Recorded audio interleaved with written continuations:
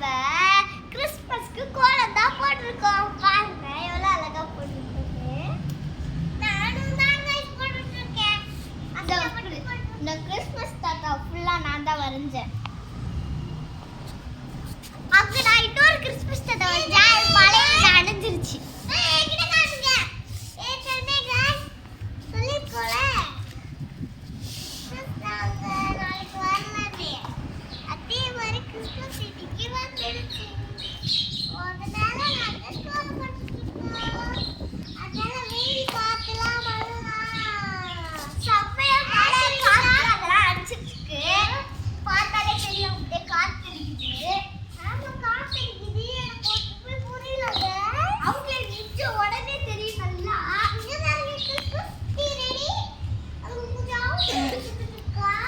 புகழ் அக்கா நான் நிறைய புதுமா போட்டுருக்கேன். செம்மையா அழகா லைக்